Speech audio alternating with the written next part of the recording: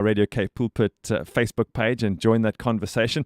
On the line on this rainy Thursday morning, we can welcome Dr. Wendy Christian, health coach and wellness practitioner at Integrated Health Solution.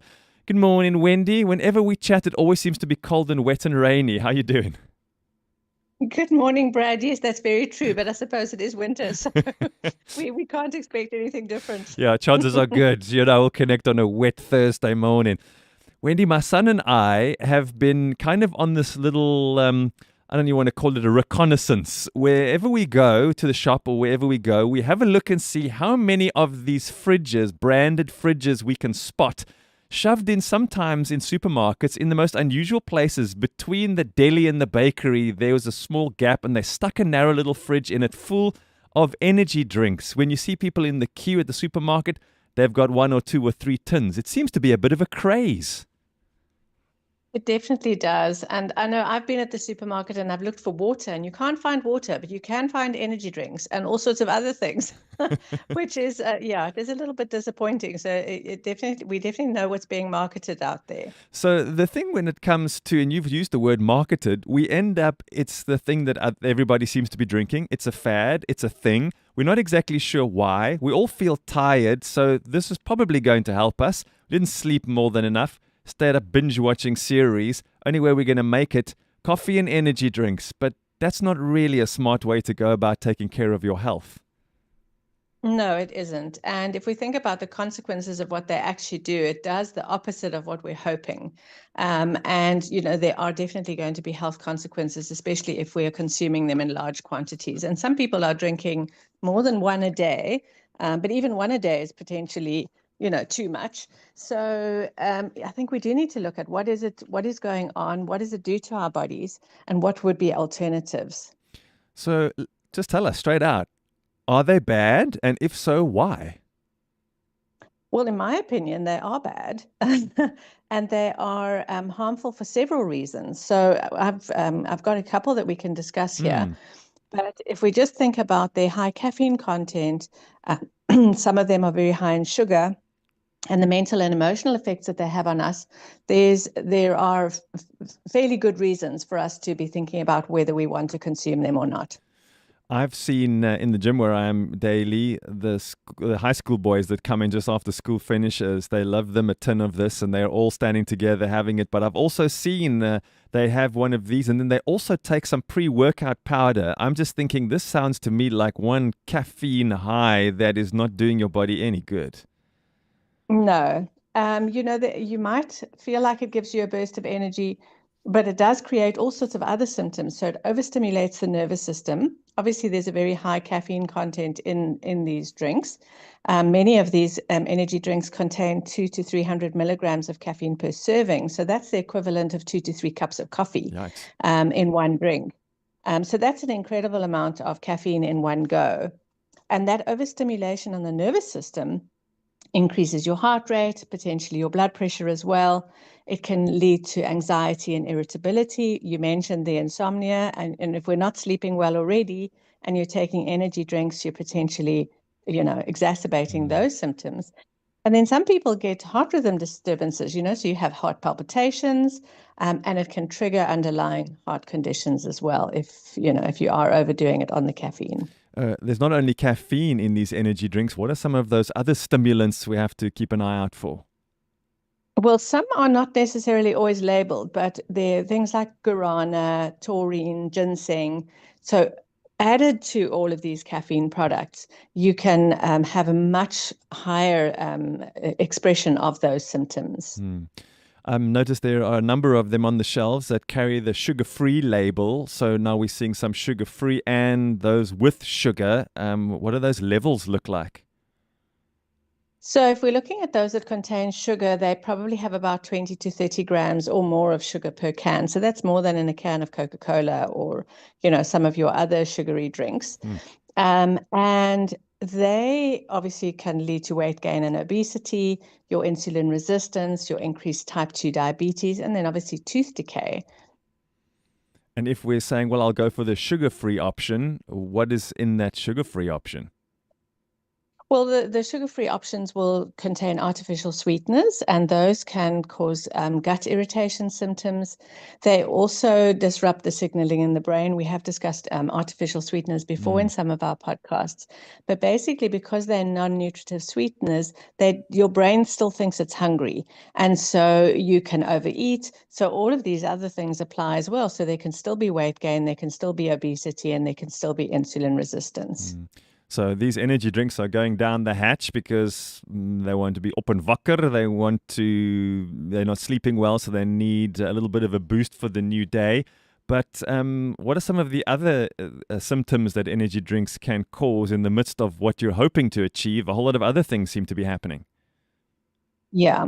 So if we think about the mental and the emotional effects, people can feel jittery, they can feel restless, as we mentioned earlier, anxious or irritable. It can cause poor concentration. So the very thing that you're hoping to do, it does the opposite. And then you have these mood swings and anxiety. Yeah. What about the ingredients in there? You've mentioned guarana and taurine. We've mentioned the caffeine. But are there other things in there as well that we need to be aware of? Could there be things that we're allergic to or could react to that we just don't even know about? Because let's be honest, I doubt we're reading the labels. Exactly. And even if we are reading the labels, the labeling is often not transparent. So there could be herbal additives, stimulants that haven't been well studied, colorants, and these can interact with our medications or cause unexpected side effects. As you said, allergies, you don't necessarily know that you are sensitive to the blue coloring. And that could be a problem for you as well. So that could also be a stimulant in itself that could also make you feel anxious or jittery. So you're saying one is more than enough, but we're seeing people are drinking way more than one, plus they're having coffee and regular Ceylon tea. I mean, that's a lot of caffeine in one day. It is a lot of caffeine. It really is way too much. And if you think about the impact of that caffeine on the cardiovascular system, on the nervous system, it really is far too much for any one person to be consuming in a day. We're talking about crazes and fads and things people do. We do things sometimes it's because everyone else is doing it. We don't think too much about it. The other thing is stepping into a pub or somewhere and then you're having something alcoholic topped up with an energy drink. That sounds like a cocktail for disaster. Yes. So that really does, because there are some negative effects that come with that as well. So you've not only got the caffeine combination with the alcohol, but it gives the individuals that are drinking these drinks a false sense of sobriety. So you don't necessarily realize how inebriated you are. And you think you're fine to go and drive a car or to operate machinery or do whatever it is that you need to be doing. And you have a higher risk then for accidents, injuries, and those kind of things. Yeah. So you said caffeine is stimulating, and then you've also told us that alcohol is now a depressant. So obviously we're feeling we're okay, but we're not. That's it, yes. So caffeine masks the feeling of intoxication so that people will feel more alert than they really are, but their nervous system is depressed. So you can't actually react like you need to. So your reaction time is even slower than it would be if you were aware of the fact that you are actually inebriated. And that impairs our judgment. And then obviously you can also have an increased risk of alcohol poisoning because you're not aware of how much you're actually consuming. Alcohol can dehydrate you, and caffeine probably does something quite similar. So what's happening inside of our bodies in terms of good hydration when we're consuming those two things? So they are both diuretics, and they're both very acidic. So in themselves, they're going to dehydrate our bodies. And so if we are in that, you're losing a lot of fluid, and the dehydration can increase your symptoms. You can have headaches. If you do suffer from a hangover, if you've had too much, those symptoms can last a lot longer. And then obviously if you're not even consuming the alcohol with it, the nausea, the fatigue, and those things can last for a lot longer.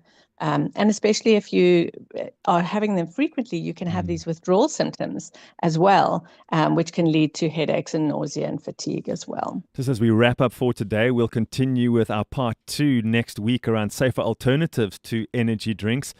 Can you develop a dependency on these things, like an addiction to an energy drink?